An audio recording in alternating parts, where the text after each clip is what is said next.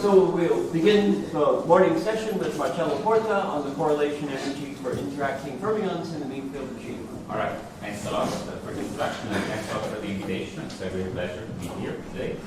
Very sorry for being able to join just the last 2 days, but and I am still busy with teaching. All right, so today I will talk about quantum systems or interacting fermionic systems in the mean field regime. And I have to apologize again because actually you will not see much dynamics in this talk. This is going to be about ground state properties of interacting fermions. However, well, many of the methods I'm going to use, they've actually been developed in previous works about the dynamics of time-dependent fermions. And in fact, as I'm sure you've seen already in Benjamin Schlein's talk, there is an important connection between understanding, from a methodological point of view, from understanding ground state properties of interacting bosonic or fermionic system and understanding the evolution of those systems. Okay, so today I will talk about interacting fermions, and I will focus on what is called the correlation energy, which, well, just in a few words, it's basically going to be defined as the energetic contribution to the ground state energy after Hartree-Fock theory, okay, which is a well-known effective theory for interacting fermions. All right, so that's the summary of my presentation. I will start by making an introduction, and for some historical reasons, I would like to focus on a model on which I will unfortunately I will not have anything to say about, which is Gellium. And I will define the correlation energy starting from Gellium. So I will report for, I will mention some important results that have been obtained in physics in the 50s about this quantity, and those results, they now can be thought as conjectures for mathematical physicists. Okay, so after that I will move to the mean field regime, and I will discuss the connection to the high density regime with Gellium, and I will formulate the problem of computing the correlation energy for fermionic systems. Okay, and these are the results I will present. So I will discuss upper and lower bounds for this quantity, and the first result I will present is about a lower bound for the correlation energy that holds for mean field fermions interacting with small interaction potential. So there will be a smallness requirement on the interaction potential, and that is based on a joint work with Christian Hainzl and Felix Rexze, a former master student from Tübingen. So the main limitation of this work is, okay, so here I mentioned a lower bound, but actually the same method also yields, it also gives an upper bound. The main limitation of this result is, as I just said, the requirement about smallness in the potential. So the second result is going to be a partial step towards removing this assumption. And in particular, what I will present is an optimal upper bound for the correlation energy for potential with no smallness requirement. Okay, so that is going to be based on a joint work with Niels Benedikter, Phantom Nam, Benjamin Schlein, and Robert Seiringer. Okay, so these are the two results I would like to present, and then in the last part of the talk I will tell you something about the proofs, and hopefully I will also have time to discuss some future directions. Okay, so let me start. And as I said, as I anticipated, let me start with Gellium. So what are we talking about here? We're talking about a system of n interacting fermions in some box lambda in R3. And you have to think of n to be very large. So eventually I will send the volume of the system to infinity, and also n to infinity, because I want to keep the density fixed. Okay? So the Hamiltonian is going to be an operator acting on the antisymmetric sector of L2. That's because we want to talk about fermions. And the form of the Hamiltonian is the one you see here. So there is a first term that describes the kinetic energy of the fermions. The last term is the Coulomb repulsion of the fermions, and then there is one term here, which is again a sum of single particle operators, which plays the role of neutralizing background potential. Okay, so you want the full system to be charge neutral, so you think of your system of n fermions to be exposed to a background potential, which makes it neutral, which is what you get. Okay, so that's our Gellium model, and one of the first things you can think of studying about this model is the ground state energy density, which is ground state energy plus a constant, which is the energy of the background field, and then you divide by the volume and take the limit as lambda goes to infinity. Okay, so that defines a function of rho. You keep the density fixed, and you might ask, well, you know, first of all, does this limit exist? Does it depend on the shape of lambda and so on? The answer is no, and this is, well, the answer is that the limit exists and it doesn't depend on the shape of lambda, and this was an important work of Lieb and Namhofer in the 70s. Okay, so, I mean, there are lots of things one would like to understand here about this function on its dependence on the density, both for small density and for large density. So, there are interesting things happening in both regimes. Particularly for small density, the very important open problem is to understand crystallization for this class of systems, but that's a very hard problem, and there are no mathematical results. So what I will instead discuss is the high density regime. So the question here one would like to understand is how does this this function here depends on rho for large rho. Okay. So well, what is the first thing you can do? Well, the first thing you can do is to get an upper bound for the energy. And to get that, well, you just come up with a trial state. Okay. So that's a trial state which is the fermionic analog of a product state. Of course, it cannot be a product state because it's a fermion, so the full function has to be antisymmetric. So that's a Slater determinant that you get from plane waves. So these are the eigenfunctions of the Laplacian. Think of having periodic boundary condition for simplicity. And what you do, you just fill the Fermi C. So you build the Slater determinant starting from all momenta k that are contained in a ball with radius mu. Mu is the Fermi level of the system. So the momenta can never be equal because otherwise the Slater determinant will be 0. And then you just choose all momenta in such a way that you fill a ball until you reach the desired number of particles. Okay? So that's Slater determinant, and that's an example of quasi-free states. So quasi-free states are states for which all correlations can be written down starting from the one particle, the reduced one particle density matrix that I'm defining here. So this is an object you can compute explicitly. In the case of this Slater determinant, it's given by a projector. So it's a sum of projectors, each of them associated to a plane wave with momentum. Okay, so right. So in particular, the nice thing about it is that if you look at the energy of your system, this becomes a functional of just this operator here. The functional is the well-known Hartree-Fock functional, which I wrote here in this line for you. Okay, so the first term is just well, it's just a Laplacian and external potential. The approximation in Hartree-Fock theory comes at the level of the many-body interaction, which only depends on the reduced one particle density matrix in this way. So there is one term which is called the direct term, that's a density-density interaction, and then there is an interaction due to the exchange, and that's called the exchange term. Okay, so that's the energy of any Slater determinant. If you take the Slater determinant that I wrote here, you can actually compute this guy, and if you do, you get a very nice, very simple expression as a function of the density. So there's a first term that takes into account the kinetic energy of the system, which grows as rho to the 5/3, and then the interaction is all encoded in this rho to the 4/3 term. Okay, so it's a two-term, the ground state energy, I mean, the energy of this plane wave state is just given by a sum of those two terms. Okay, so that's a simple upper bound for the correlation energy, and well, of course, this is based on just one choice of quasi-free state. So the first thing you can ask yourself is, well, okay, let me take the best possible quasi-free state. Why should I just look at the plane waves? And so let's do that. Let me define the Hartree-Fock ground state energy by just taking the Hartree-Fock functional, and you minimize it over all rank n projections. Now here, as you see, these are not projections, these are just operators between 0 and 1, but in fact it turns out that for positive potential that's the same. The minimum is obtained in correspondence of a projection. Okay, so that's the best possible energy you can get for a Slater determinant, and once you have that, well, you define the corresponding specific ground state energy in the same way. I mean, you take the Hartree-Fock energy, add the energy of the background field, and divide by the volume. Okay, so that's it defines energy per unit volume. Again, that's a function of rho, and you would like to know how does this compare to the energy of the system. So, first of all, important remark is that in general the plane waves are not the minimizer of the Hartree-Fock functional. This is known.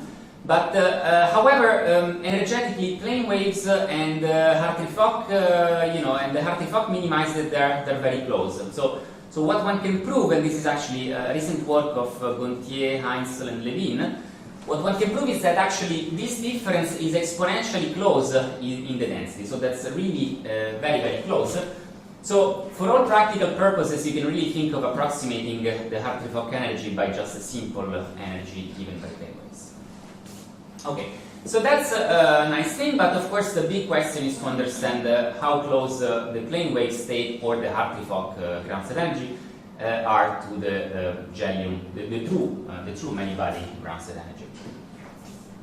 Okay, so to capture that, let me define the correlation energy in this way. That's the difference of the true specific ground state energy minus the plane wave energy, or if you want, minus the Hartree-Fock energy. The difference is exponential.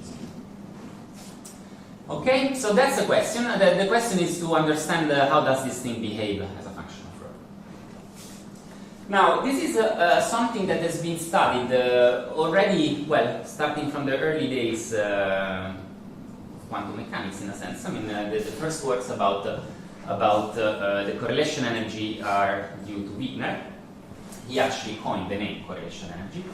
And then, starting from the 50s, there has been a lot of work on this quantity that actually, somehow, in a sense, helped to establish. Well, they were somehow the first theoretical works in condensed matter physics, if you want. So what these people did is to come up with a formal expansion for this specific energy around the plane wave state. And what the prediction that you get out of this formal expansion is that the correlation energy for this Coulomb problem should behave as a rho log rho plus some order rho. Okay, so these are two numbers that one can compute explicitly. Okay, so the big question, of course, is to prove that rigorously. And at the moment, there's no proof about it. We're very far from understanding that the best result in this direction is a work which is by now more than 20 years old of Graf and Soloway, who, using previous ideas of Volcker-Bach, they came up with a rigorous lower bound for the correlation energy which improves the fourth-third exponent. So basically, okay, so as I showed you before, the lowest contribution in energy to the energy of plane waves is this rho to the fourth-third, and what they proved is that the correlation energy is better than that. Okay? So that's already quite some work, but unfortunately that's still very far from the expected behavior. I mean, you would like to see a rho log rho correction, while here you see fourth-third minus something. Okay. So why is that difficult? Well, the difficulty is that you should really get somehow a better understanding of correlations for your many-body problems beyond Hartree-Fock. This was based on correlation inequalities that are not good enough to capture this correction. And then, of course, I mean, you have other difficulties due to the singularity of the Coulomb potential. I mean, after all, it's a high-density problem. All particles are very close, and then, they interact very strongly because of Coulomb. And also, well, you have to take into account the tails of the potential, which is not easy. Okay, so that's about Gell-Mann. Now, since let me now change a little bit the physical model. Let me switch to the mean field regime, and then later I will comment on the connection with Gell-Mann. Okay, again, I'm looking at a system of n fermions. N is going to be a large number, and with respect to before, I will think of my system to be confined in a fixed box of volume 1, which, for simplicity, I take it to be just the three-dimensional torus, so periodic boundary conditions. Okay, so that's the usual mean field setting, and the Hamiltonian in the mean field setting, it will be given by a sum of these two terms. Of course, it's an operator acting on the anti-symmetric sector of L2 of the torus to the power n. The interaction looks like what you have in a usual mean field problem. So 1 over n times, here there's a sum over I. You have to sum over all pairs, and the range of the interaction is of order 1. Okay, so every particle sees everybody else. Now, the main difference with respect to the usual mean field scaling is the presence of this parameter in front of the Laplacian. So epsilon is n to the minus 1/3. Why do I introduce that parameter? Well, the reason why I introduced that parameter is that it's well known that in this high density regime, the kinetic energy of your fermionic problem grows in n much faster than, let's say, the bosonic counterpart. So the best way, perhaps the most general way to see that is from the Lieb-Thirring kinetic energy inequality that tells you that for any antisymmetric wave function psi n, the full kinetic energy of the system is bounded by, in correspondence, it's bounded with respect to the 5/3 power of the density integrated over the whole space. Okay, so in this setting, this really means n to the 5/3. So the kinetic energy is going to scale at least as n to the 5/3 as a function of n. So since this term is going to be of order n, you want to make also this guy of order n, so that's why I'm multiplying by n to the minus 2/3. Okay, so that's our model, and now in the following I will assume that V is a bounded potential, so there will be no Coulomb singularity in my talk. Good, so what about the correlation energy? Well, that's defined in a very similar way. You take the many-body ground state energy that I denote by En, and you remove the energy of plane waves. Okay, so that's the energy of plane wave state, which is defined as before. Now, since we are on a box of volume 1, there is no normalization by the volume, but that's the same thing. And again, I'm filling up the Fermi ball, so I'm taking all momenta that fill this ball of discrete points up to a certain Fermi level. Okay, so that's a very simple state. You can compute explicitly this plane wave state, and you get sum of 3 terms. The first one is the kinetic energy, which has the expected form. These 2 terms are the direct and exchange term. Now, you see, since the system is homogeneous, the density of this state is actually constant. So that means that the direct term has this very simple term, simple form. So that's a density-density interaction, but the density is just n. So that's the direct term, and then you also have the exchange term, which is what I'm writing. So those first 2 terms, these first 2 terms are of order n, but the exchange term is actually smaller, it's of order 1.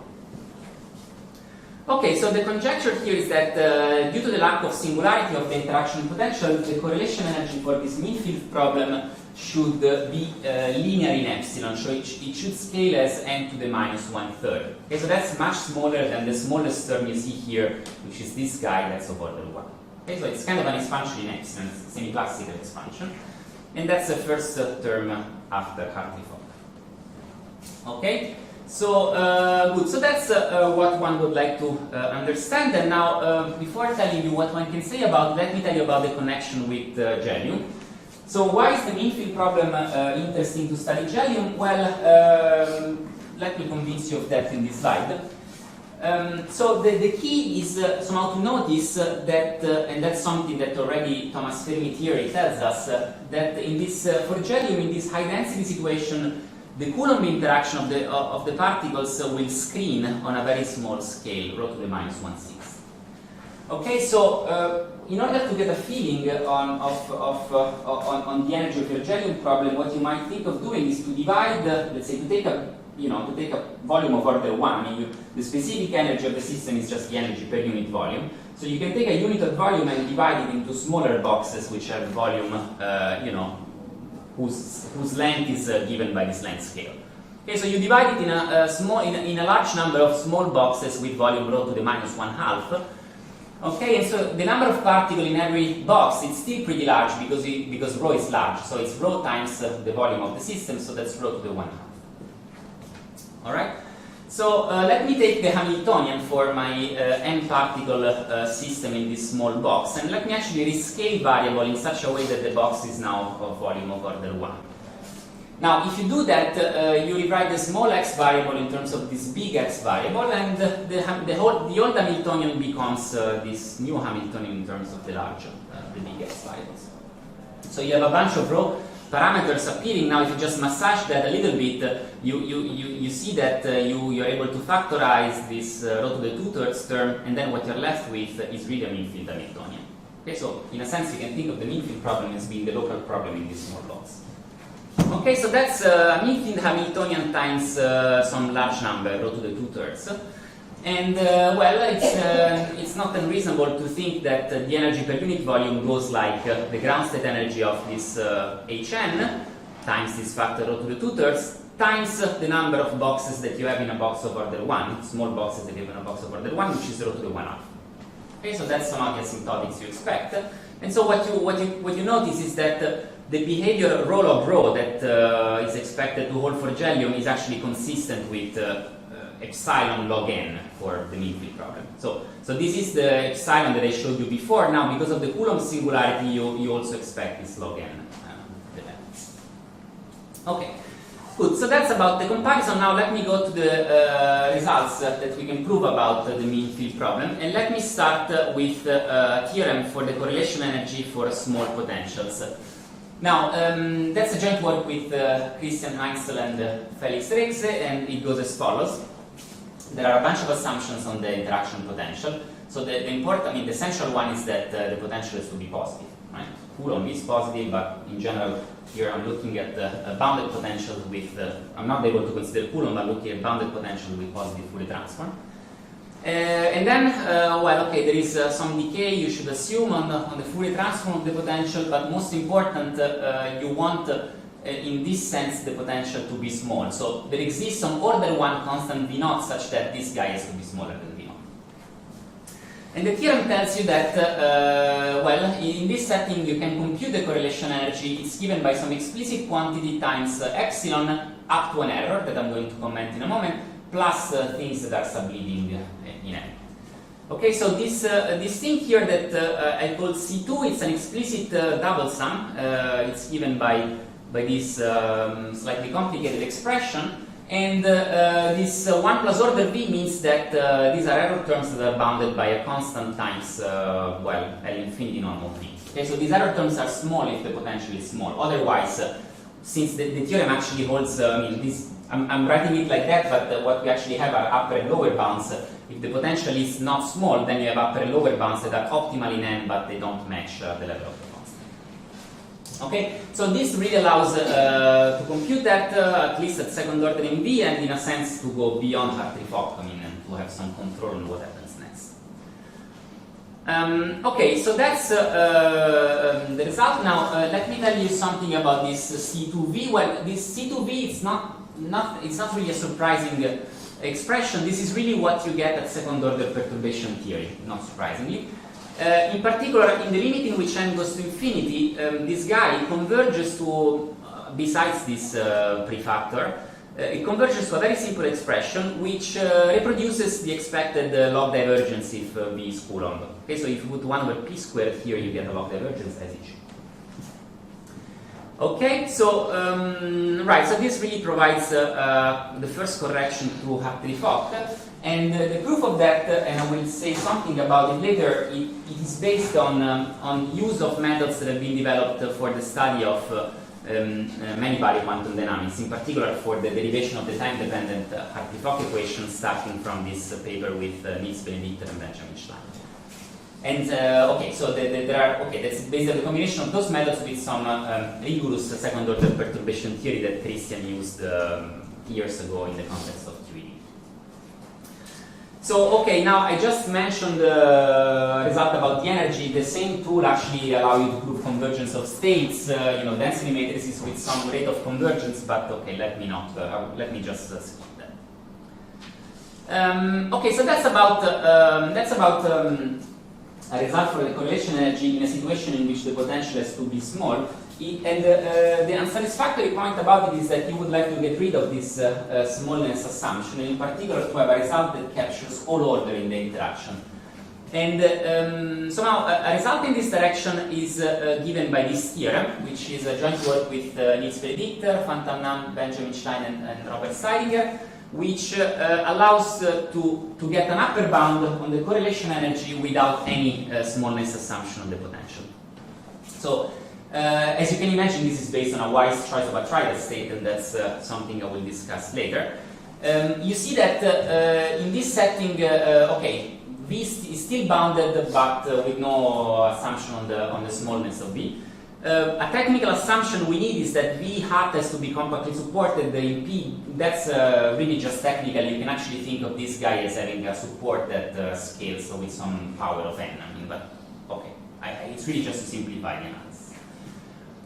So as you see, the upper bound looks somehow much more complicated than what we had for the previous theorem. There is some integral in this variable v, there are arctans, logs, so I mean it really looks, there's not much intuition behind it.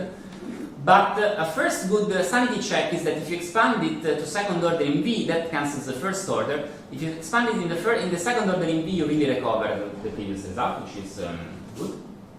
But the important point is that the formula that you see here that looks pretty complicated is actually what was obtained many years ago by Gell-Mann and Brueckner for jelly. So those people, they proved the analogous of this formula, they in a sense obtained the analog of this formula for the gelling problem, and the way in which they obtained it was via an infinite resummation of diagrams in the expansion. So they did some diagrammatics for the expansion of the ground state energy.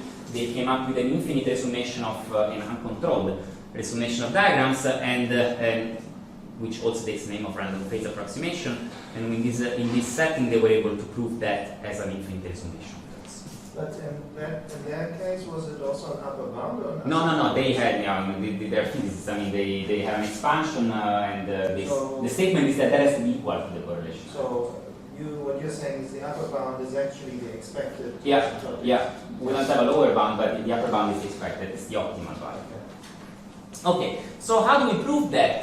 Well, the proof of that is not based on an expansion, but it's rather based on what is called the rigorous bosonization scheme. So basically what we really do, and that's what I will comment later, is to study excitations of fermions around the Fermi energy in terms of particle excitations, which you can think of as being effectively described by bosons. So you can think of the energetic excitation around the Fermi level to be effectively described by bosons, and this number here is going to be the ground state energy of this bosonic problem. So that is close in spirit to what was done in, what has been done in physics starting from the late 70s in the work of Luther and then Haldane in the 90s. Okay, that's what I would like to talk about now. In the remaining time, I would like to tell you something about the proofs. I will try to discuss both results. There is also some connection, of course, in the methods. Let me start by something, let me start from far away. Let me really start by just reviewing the notations. This is going to be based on a mapping of the original problem on the Fock space, so I will not fix the number of particles for the moment. So I'm sure you've seen that in Benjamin's talk. This is about fermions, so that's a fermionic Fock space, which is defined as a direct sum of many L2 antisymmetric spaces. So any element in the Fock space is just an infinite sequence of fermionic wave functions. Okay? Special role is played by the vacuum.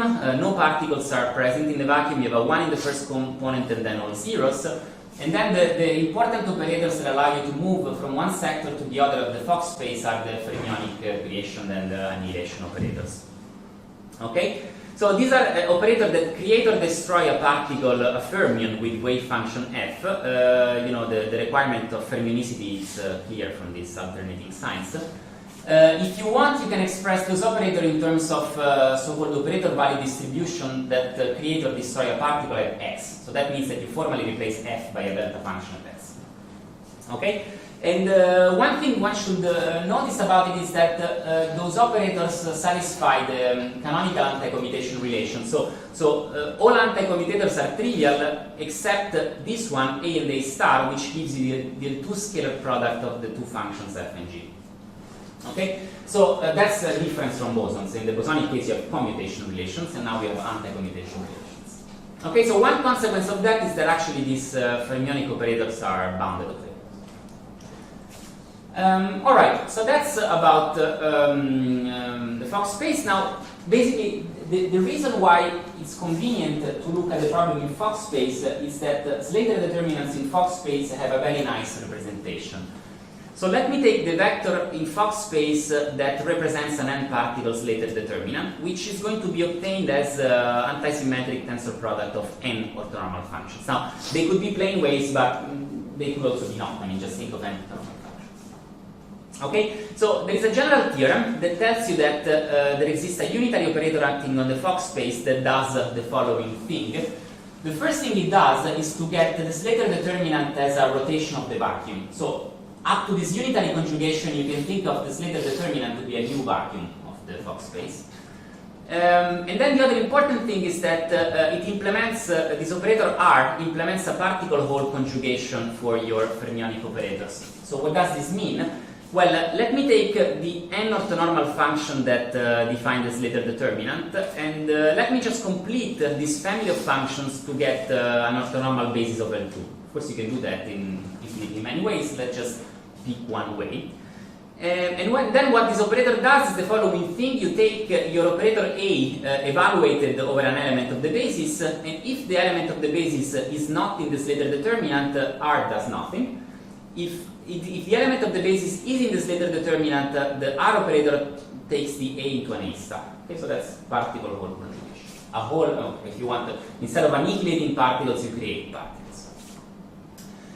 Okay, so that's of course for a special choice of functions. Now, if you have a general function in L2, you can think of this function. You can just split this function in terms of the projection in the Slater. I mean, the projection in the subspace that is generated by these n orthonormal functions, and the projection in the orthogonal space. So, if you do that, then you act with R over any A of G. You get a sum of two terms: A of UG, which takes into account whatever is outside of the space that is spanned by these n functions, and A star of Vg, which is basically what you get if you look at the projection of G in the space that is spanned by those n functions.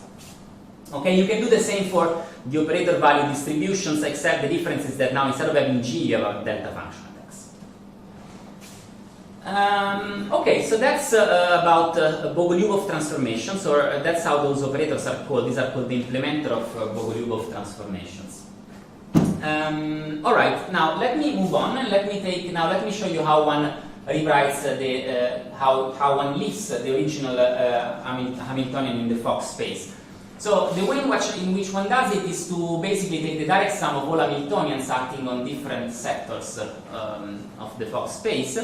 A convenient way of looking at it is in terms of operator value distributions. So it turns out that as an operator, this guy is equal to that. The interaction is described by this quartic operator in the fermions, and then the kinetic energy is quadratic.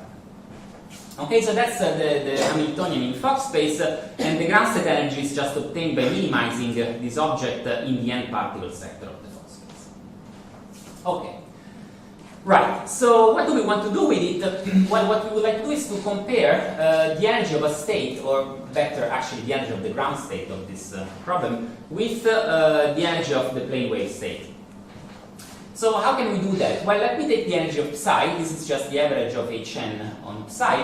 And let me just use that R is a unitary to just plug a 1 here. That's R star, and the same I do it here. Okay, so I'm just using the fact that R is unitary. But then the next thing you do is to remember how R acts over the fermionic operators. So you can use that relation to understand what is this guy. Okay?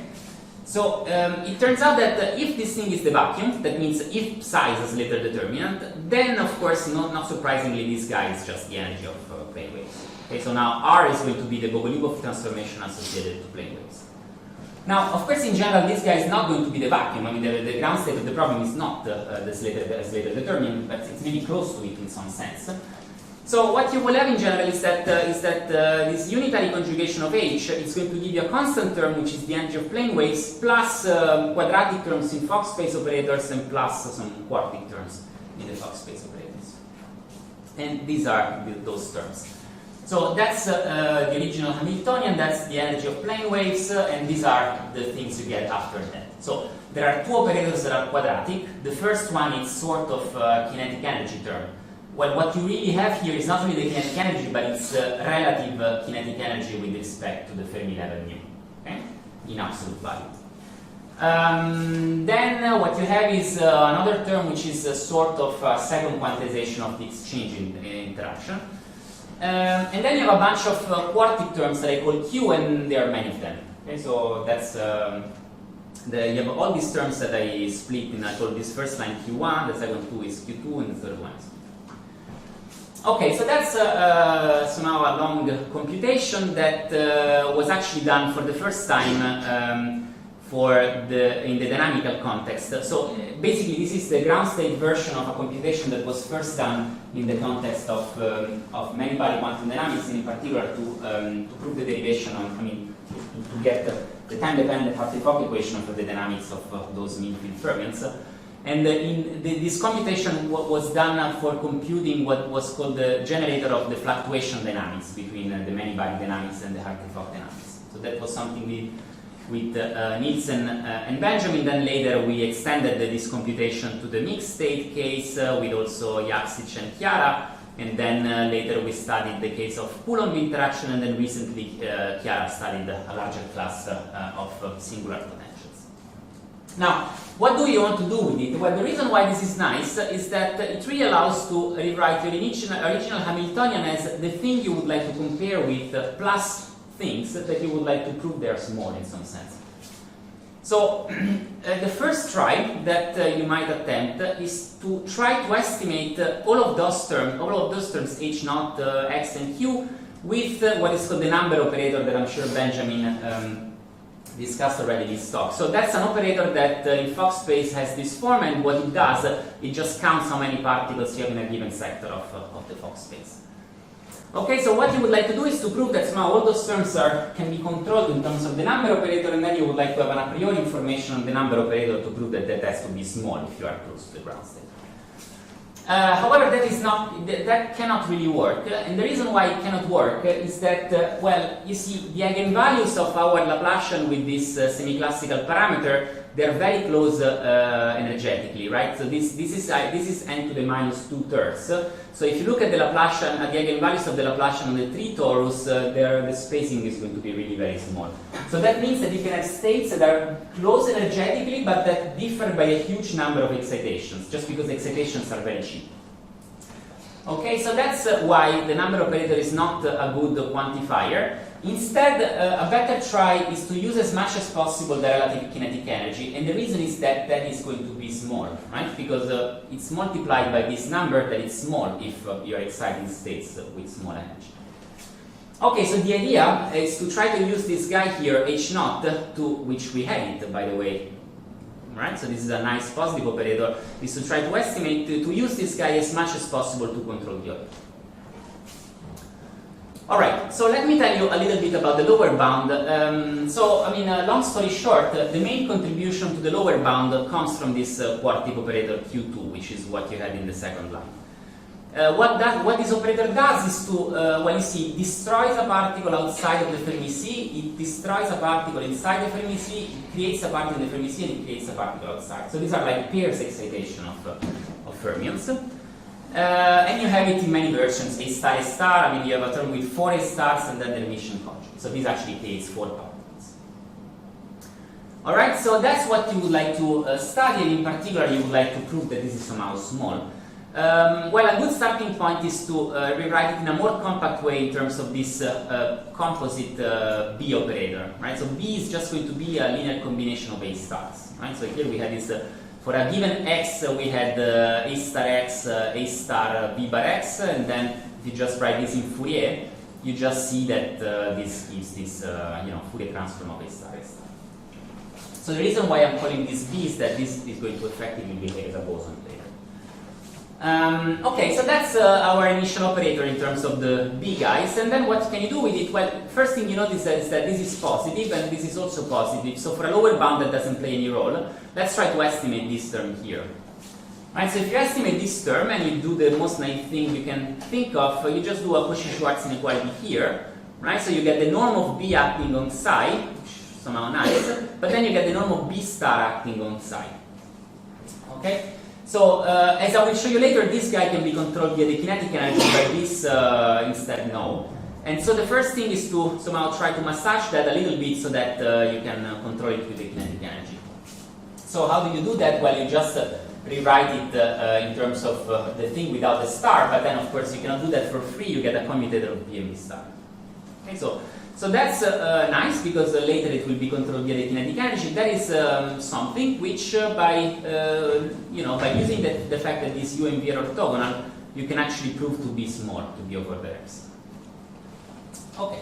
So that's what one gets, and then let me rewrite it here. So the term can be estimated by some norm of b psi squared plus some constant which is over there.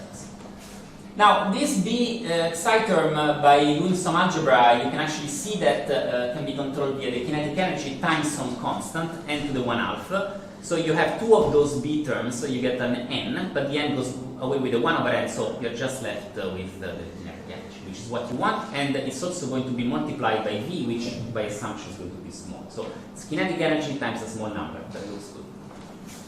Okay, so all in all, what you have is that the energy of the state psi, you can bound it from below by the energy of plane waves plus kinetic energy minus something that you will have to use to bound stuff, minus some constant term which came from the previous commutator.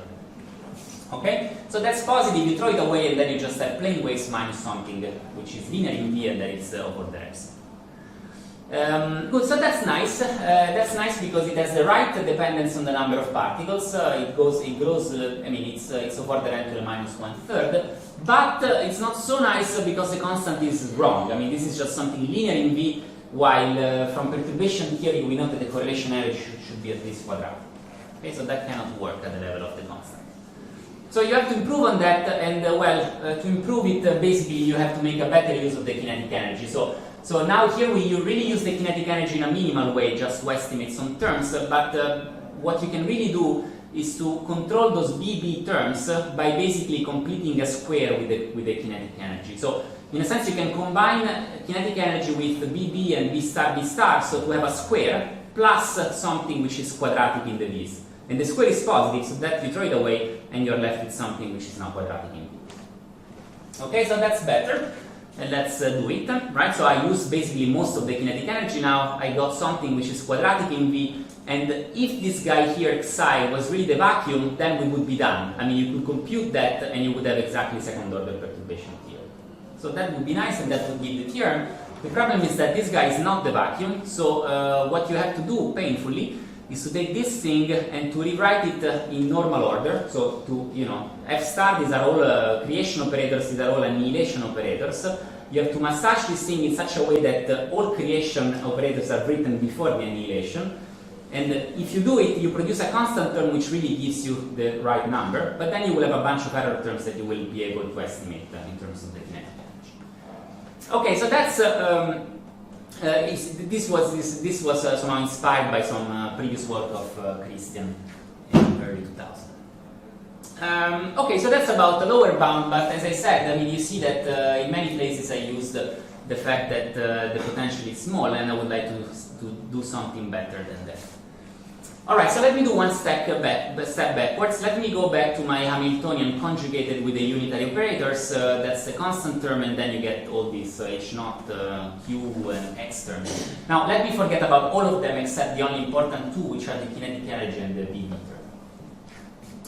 Okay, so that's what we have, and then you see, well, we have those two operators. This B guy, I wrote it like that in configuration space. Now, in momentum space, this is just a linear combination of annihilation operators. One of the two depends on the momenta that are inside the Fermi ball, B mu, and the other one is outside the Fermi ball. So these are excitations, I mean, these are pairs of particles that are separated in momentum space by P, and one of the two has to be inside the Fermi ball, the other one has to be outside. So these operators B, they look somehow bosonic. The reason is that their commutators are 0 if you take a look at the BB and B star commutator. If you look at the BB star commutator, that's not 0, of course, but if you look at this commutator on the vacuum, that looks like what you would like to see for bosons, except an overall constant that you can think of removing by the scale. Okay, so these operators are somehow bosonic. And well, the nice thing is that you see, if also that guy was quadratic in the bosons, then you could say, okay, for an upper bound, I can just pick up a state psi that minimizes this bosonic Hamiltonian. Okay, that's what somehow you would like to do. And we know how to do that. I mean, this would be a quadratic bosonic Hamiltonian, and you see the ground state of a quadratic bosonic Hamiltonian is just a Bogoliubov transformation of the vacuum. So it would be the action of an exponential of a quadratic thing in the bosons acting on the vacuum. So it would have a very explicit form. Now, of course, the problem is that that H naught is not quadratic in the B, so that's all so far speculative, but you can do something against it. So what can you do? Well, let me take the bosonic operators and let me write them in terms of local bosonic operators that depend on momenta that are concentrated on relatively small patches on the Fermi sphere. Okay? So that's my Fermi ball. And what I can do now is to just take my bosonic operator and rewrite it in terms of bosonic operators that depend on momenta that are concentrated around small patches of the sphere. Now, the number of patches has to be large, and that, you know, with some exponents, and also the diameter of the patch is large, but at the end it will turn out to be not too large. And also, to make those operators look as bosonic as possible, let me normalize them by the right constant so that at the end I get truly bosonic commutation relations. Alright, so that's what I want to do, and the reason why I want to do that is that if you take a momentum k that lives in a patch, and you shift that momentum by an order 1p, which is the momentum transferred by the interaction, the difference of the two energies is actually, it can be linearized in p around the center of the patch. So this omega alpha is the center of the patch, and this epsilon squared is n to the minus 2/3. Right? So if you just look at what happens locally, well, locally you can really think this difference as being linear in p, okay, times some constant which, well, this is a constant vector which depends on the patch you choose. So how do I want to make use of this observation? Well, let me just look at a state, which is not the vacuum, but is the vacuum after you applied one of those C star operators. Now, since H naught annihilates the vacuum, I can for free replace that by a commutator. Good. And by using this observation here, this commutator turns out to be actually something that scales linearly in P. Okay? So you get something which is constant, and then you get the original C star operator. So that is quite nice because that guy here is exactly the same thing you would get if instead of having H naught here, you would have an operator which is really quadratic in the pseudo-bosons. Okay? So if you act with this operator on states that have very few particles and that have this structure that you just create particles in pairs via these C guys, you can think of H naught to be close to a truly quadratic operator in the bosons. So that's a key observation, and the point is the crucial role is played by the fact that we're splitting the Fermi surface in patches, and it's coming from this linear approximation in the patch. Okay, so that means that if you look at states that are obtained by, you just create some particles in this way on the vacuum, you can really think of replacing H naught by a quadratic operator in the bosons plus something that was already quadratic in the bosons, that was the interaction. And that's nice now because you have something that is really quadratic in these pseudo-bosonic operators, and you can now come up with an ansatz for the ground state of that. And the ansatz is just the ansatz of the quadratic Hamiltonian you would have if these were exactly bosons. Okay, so what would the ground state be? The ground state would be a Bogoliubov transformation of the vacuum, which looks like the exponential of a quadratic form in the pseudo-bosons. Okay, so now this is to understand to understand precisely what is this state, you still have to work a lot because this is a huge matrix, right? I mean, the number of patches is very large. It grows with n, with some power. So that means that this is, you basically have bosons with colors, and these colors, there are many. So that means that to diagonalize this Hamiltonian, you need a huge matrix. Right? It's an m times n matrix, and n goes with n.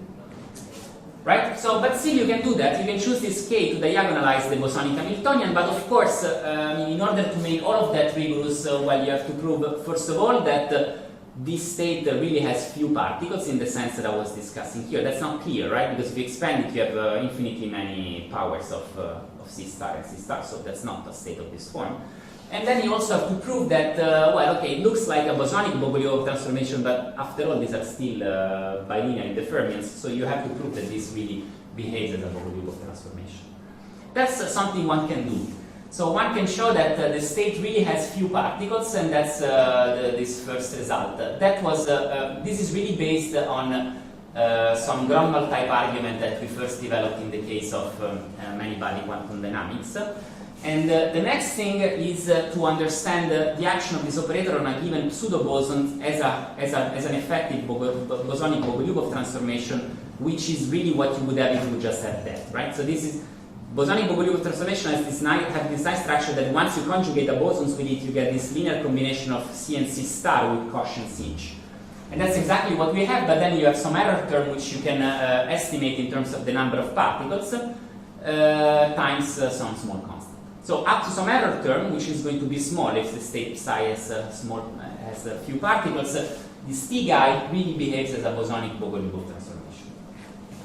Okay, so that's basically how it goes, and now let me wrap it up. So I discussed two results on the correlation energy for fermions in the mean field regime, which allow to go beyond Hartree-Fock and to say something quantitative about corrections to Hartree-Fock theory.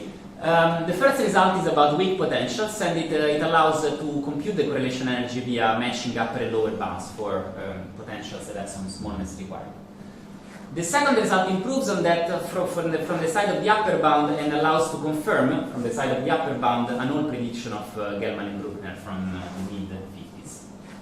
Now, in doing that, we did some progress from a technical viewpoint. About the first result, it's about these kinetic energy estimates that we didn't really use from the point of view of dynamics, and that now proved, somehow allowed to perform the analysis in the case of the ground state, combined with some rigorous second-order perturbation theory. About the second point, the main key insight here is this rigorous bosonization scheme, which allows to understand excitation in terms of pseudo-bosons. So, of course, what's missing here, and that's something we are working on, is to extend that to a lower bound, so to get really the full Gell-Mann-Brueckner conjecture for the mean field case. And that's, of course, another point is that you see, as I said, understanding, getting a refined understanding of the ground state energy has a counterpart from the side of dynamics.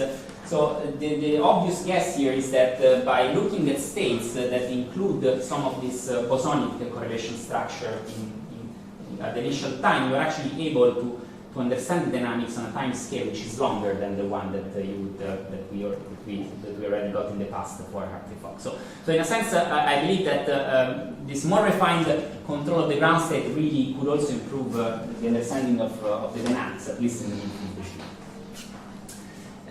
All right, so that's all I wanted to tell you, and I thank you for your attention.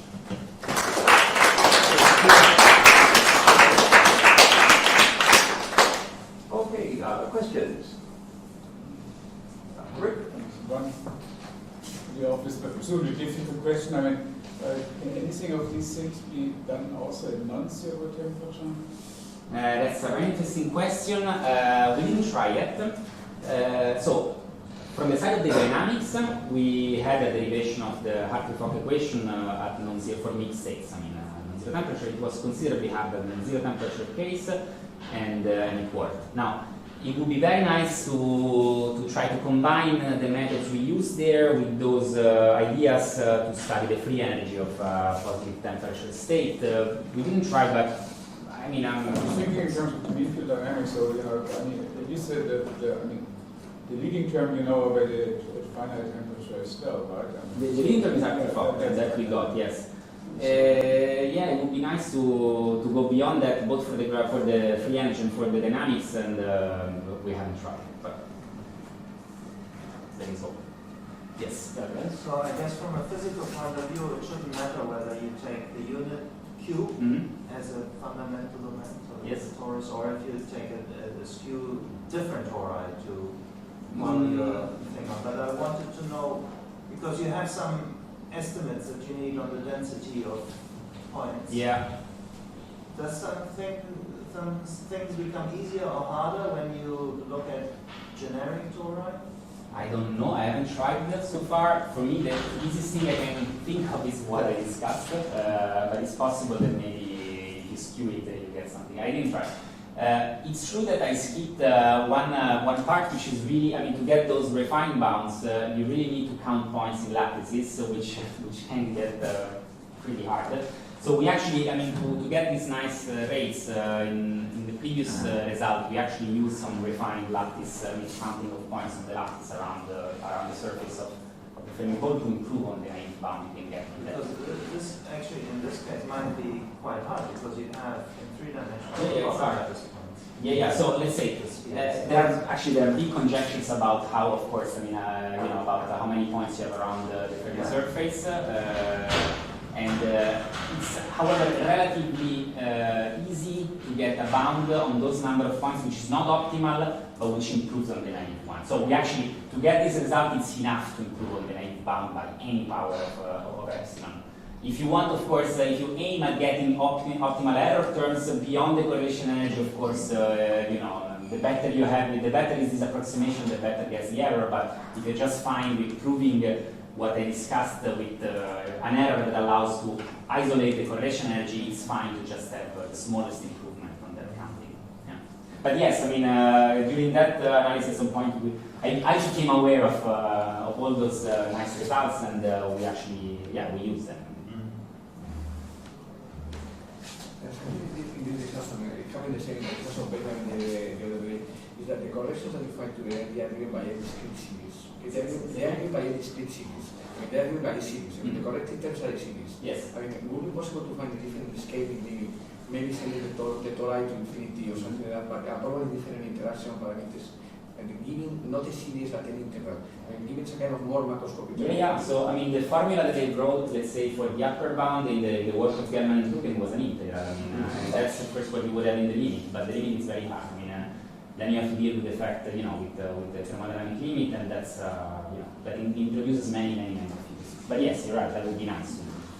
Another question is that I guess that the physicists probably think, I mean, this is just a question of my ignorance. I mean, I guess that the physicists give some interpretation to this bubble of transformations in terms of some kind of pairs of particles. Yeah. Would it be possible to expand a little bit and to say what is the physical intuition? The intuition is that so the leading excitations around the Fermi surface are you take two particles from inside and you move them outside, and so you can think of that as taking one pair of there is one particle goes from inside to outside and another one that goes from inside to outside. And those pairs of processes, they come with annihilating one particle inside and creating one outside. So effectively, that's it's like a boson, right? I mean, you can describe that combination of annihilation and creation, and that behaves mathematically as a bosonic operator. So it's like having pairs of bosons that appear now on the Fermi surface. And the nice thing is that in the full problem you have to deal with quartic interactions of fermions, but once you pair things up, you get quadratic things in bosons, and quadratic Hamiltonians are exactly like that. So that's the boson. I mean, that's how we use this. Okay, well, let's thank Marcello once Thanks. again. And we have a